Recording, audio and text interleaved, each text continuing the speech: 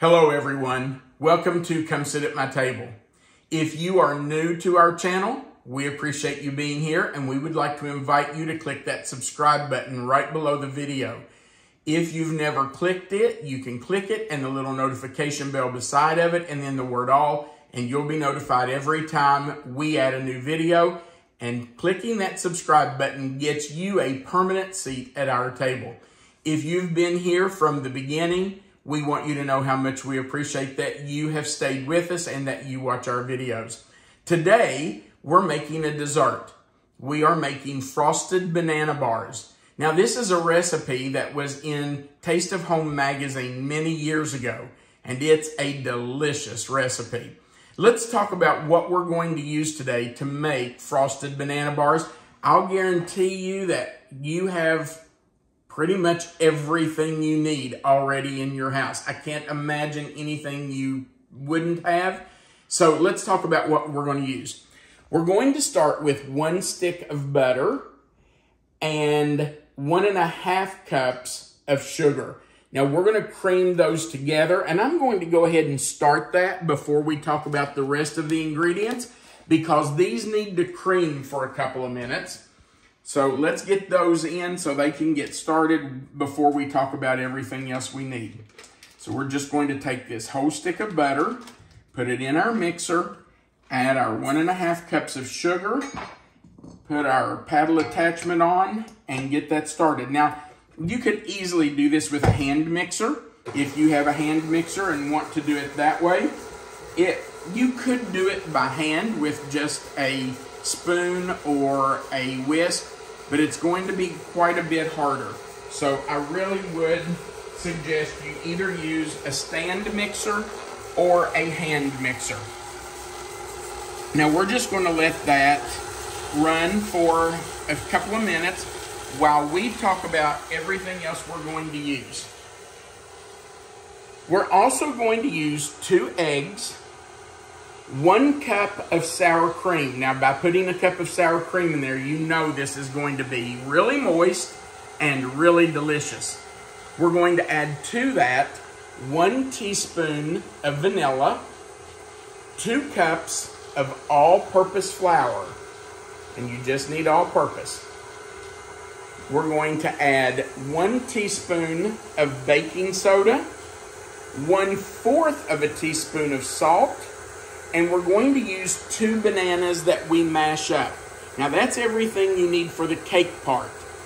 After the cake bakes and we take it out of the oven and let it cool completely, we're going to make a frosting to put on top, and that's going to be made out of 1 stick of butter that's at room temperature, 8 ounces of cream cheese that's also at room temperature, and 4 cups of powdered sugar, and probably a teaspoon or so of vanilla. Just 4 things in the frosting.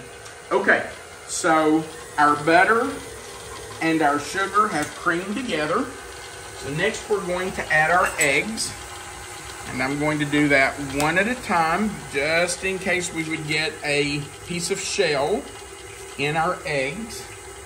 We just want to crack those into a bowl and then put it in.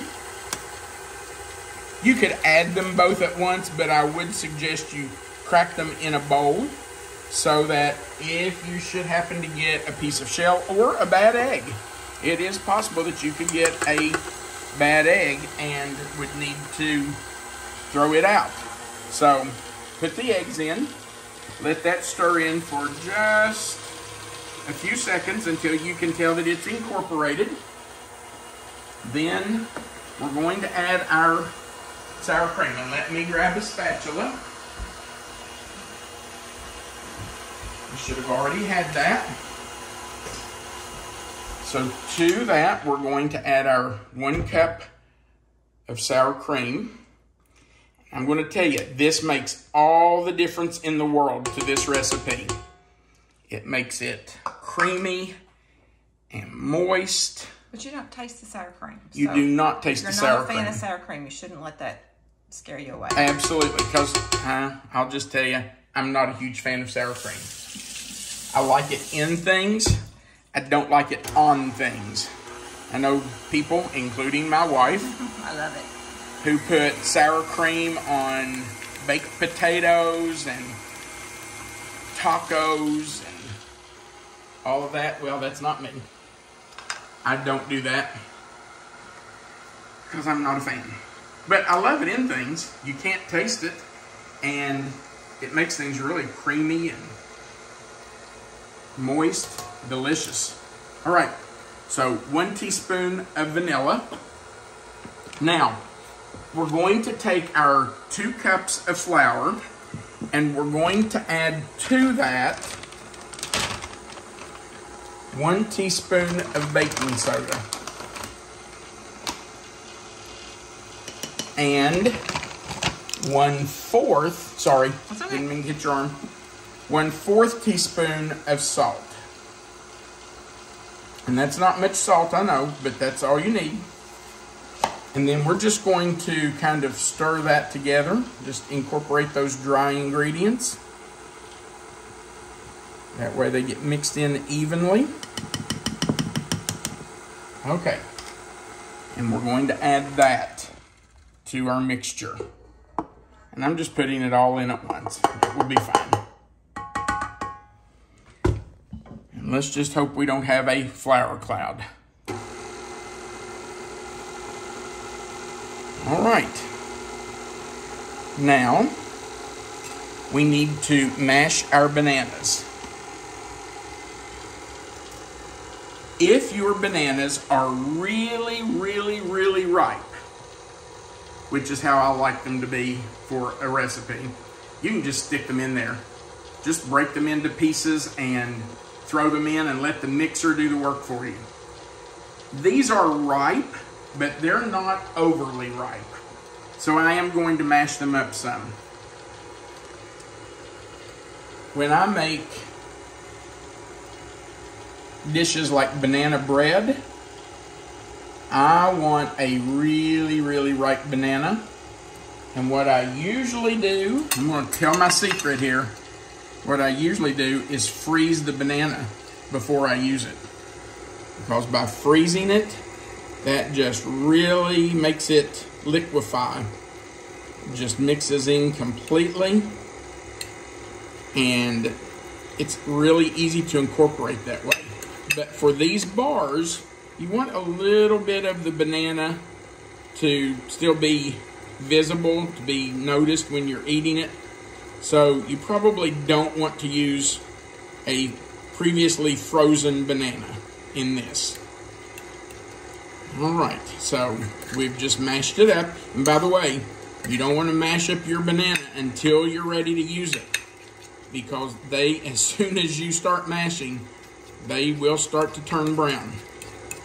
And you don't want that. So, all right. That is mixed up really well. So we're going to add our banana. Sorry. I know I get in the way, don't I? Can you see? Yes. Okay. So let's get all of that banana in there. Get off there. There we go. All right. We're going to stir that in.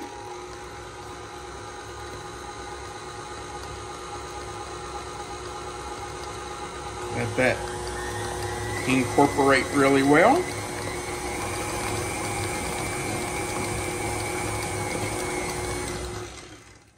And now we're ready to put it in our pan.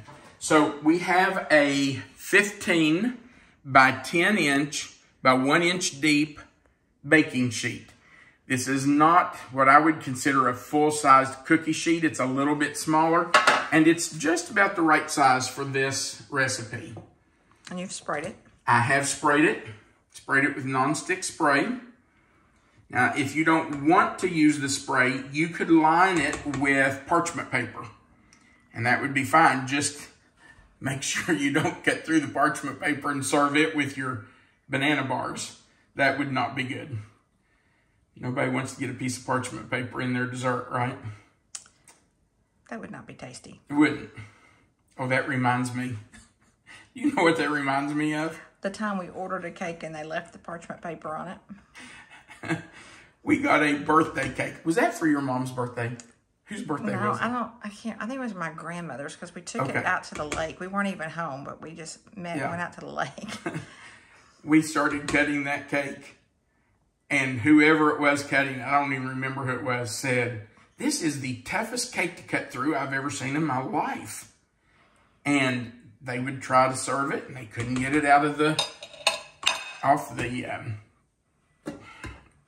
I don't know what that thing is, that round piece on the bottom, like cardboard. And finally we discovered they had left the paper on the bottom of the cake. It was kind of funny.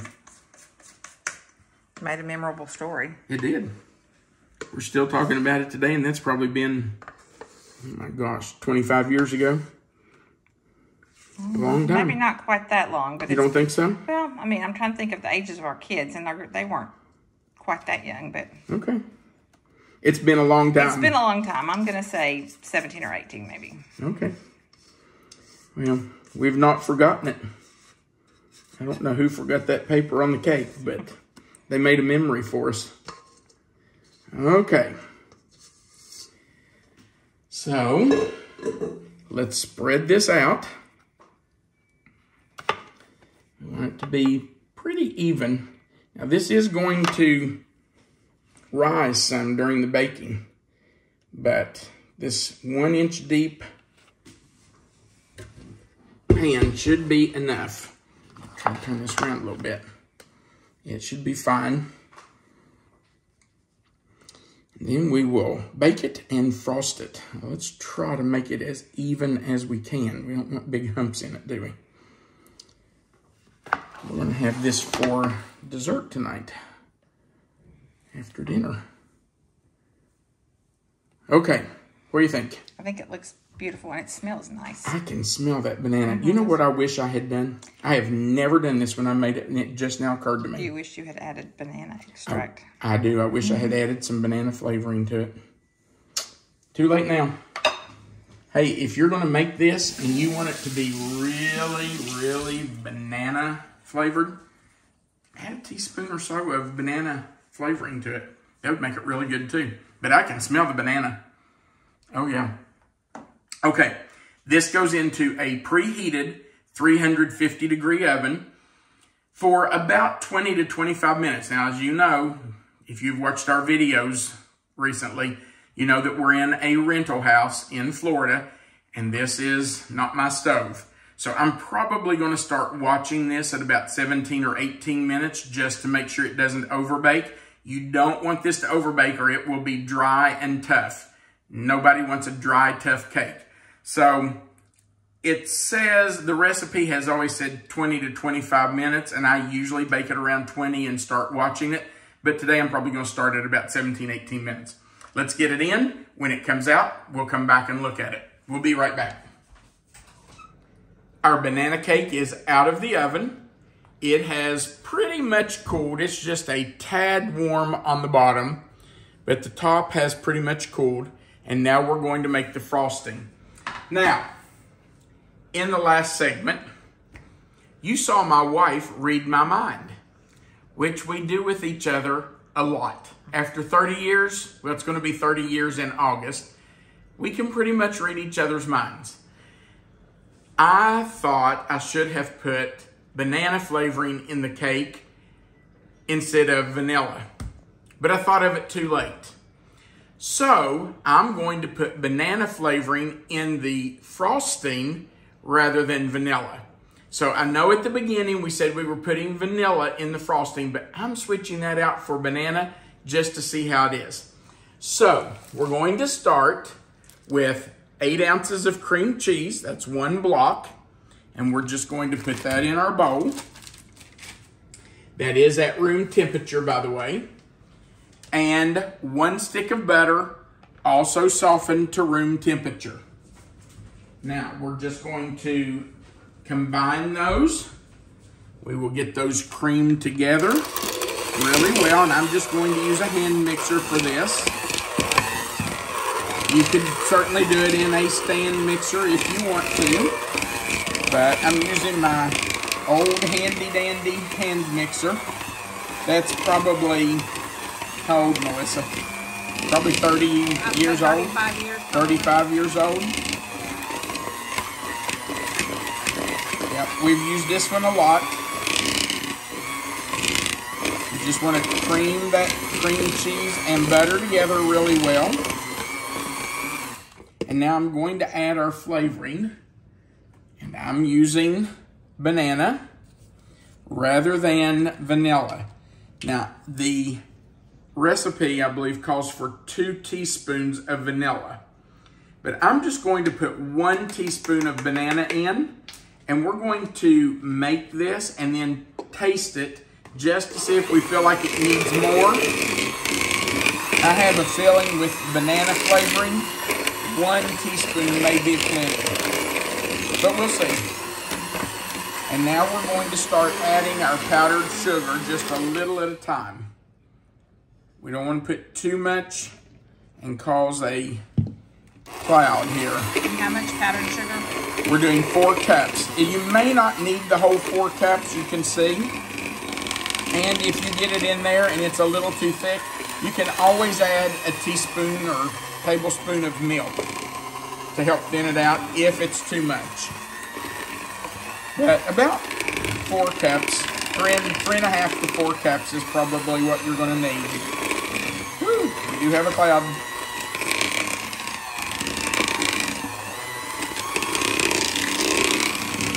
Sorry about the noise, that's part of a hand mixer. I can smell that banana flavoring. It smells wonderful. I'm just gonna put the rest of it in there and hope I don't get too much of a cloud. Start it low, and maybe that will help it some. Ooh, it's struggling at low. Maybe I should have used the stand mixer. This old hand mixer has been a good one, but I don't know how long it's going to last us. Probably never buy another one that will last that long. I guarantee you that. Unfortunately. I can guarantee that. That won't happen. They don't make things to last like they used to. I'm gonna let that come off there. There we go.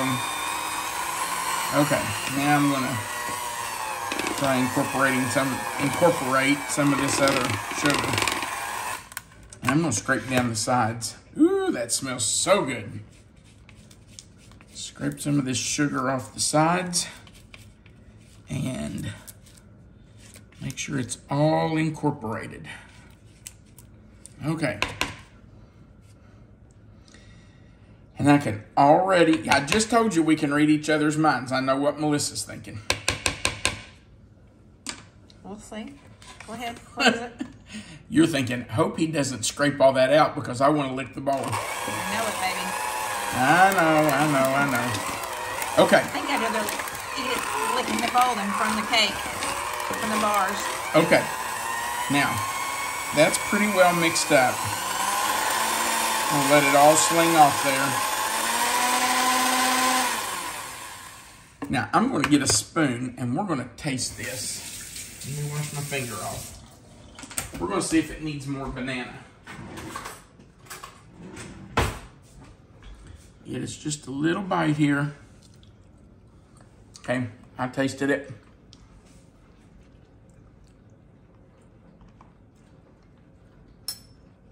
What's your assessment? I think it's plenty vanilla. Vanilla? Vanilla banana. I think it is too. I don't know why it's I think it's perfect. plenty. Yeah. Really good. I kind of thought that because I can smell it really well. That's great flavor. So, it really is, isn't it? So 1 teaspoon did it with the banana. If you're using vanilla instead, you're probably going to need 2 teaspoons. Now, of course, one of us wants to get all of this off there so we can put it on the cake. That'd be you. One of us is saying, don't scrape the beaters. Let me lick them. That'd be me. Yeah. That's right. Okay, I'm going to leave you some on there. Thank you, darling. You're welcome. But I am going to scrape most of it off. I know. It's fine. It has to go on the cake. I know. Actually, they're bars. Well, yeah. Banana bars. frosted banana bars. Ooh, I'll just sling some on the counter. If you get this made and you feel like there's not enough frosting on it, you can always make another batch. Some people like more frosting, some people like less, some people don't like any. Make it the way you like it. It probably would be really good even without the frosting. I mean, frosting's always better. I always put frosting on it. But, I mean, they really do smell great. I can't wait to have one. Well, how about after dinner? Sounds like a plan. Okay. You know what I'm going to use? The easiest thing to frost a cake or bars with, in my opinion, is the back of a spoon. Now, I don't know if you can tell on there, but our cake has pulled away from the side of the pan. That's a great way to know when you get ready to take it out of the oven that it is done, that it's ready to come out. If it has started pulling away, you know that your cake is done and ready to come out of the oven. Okay. See how much easier that is to spread with the back of a spoon? Neat little trick. Than with a knife? I think it's much easier anyway. Just easy to swirl it in there. Then we'll turn it around. Get my left hand on there.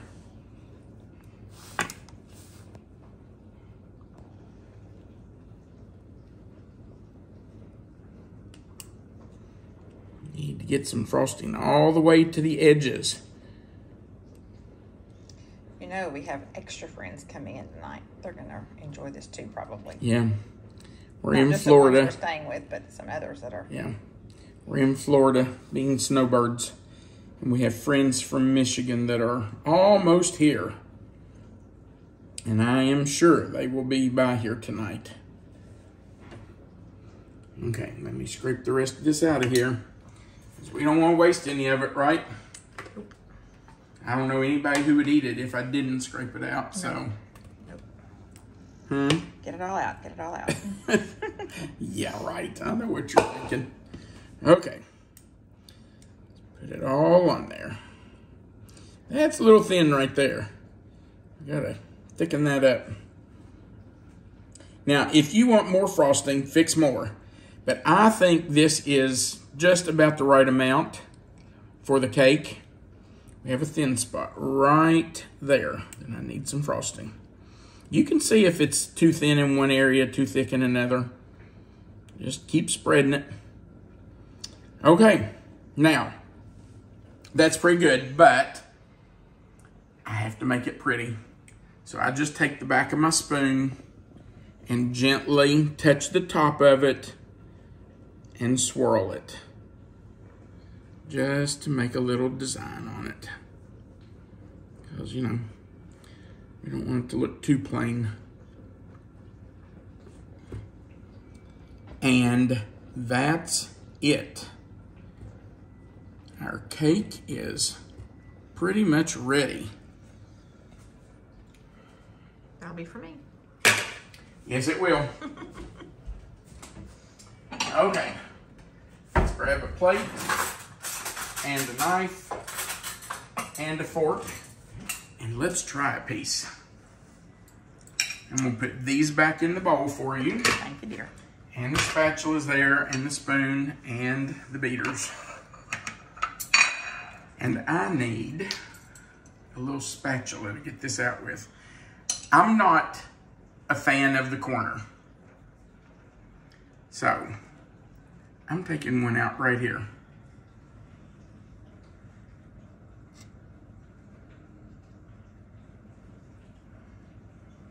If I did what I really wanted to do, I would have kept this piece out right here in the middle. Because that's always my favorite. I don't need a spatula. I think it's going to be fine. I can do it.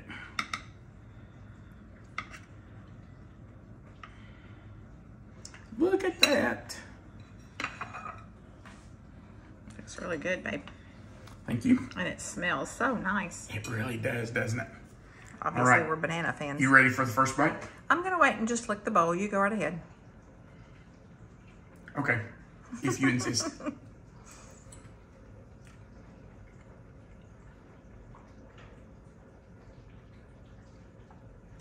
Wow. That is so good. I really think you should forget the vanilla in the frosting and put a teaspoon of banana flavoring. After all the times I've made this, I came up with something new. I'm glad that piece is mine. Wow, that's good. Thank you for watching our video. Please click the thumbs up right below the video. If you haven't already, click that subscribe button. Click the share button and share it with your friends and family. Remember that right below the video, you'll see the title of this recipe. It will say frosted banana bars or something, whatever we decide to call it. If you'll click that title or somewhere in the box, that box will expand. Melissa always puts the written recipe right there for you, so you already have it written out. And our contact information is at the bottom of that box under the recipe. And of course, under that is the comment section where you can leave a comment. And we would love to hear what you think about this dessert after you've made it, or what you think about it before you make it. We love to hear from you. Thank you again for watching our videos. Thank you for commenting. And we want you to remember that you are always welcome to come sit at my table. Have a great day.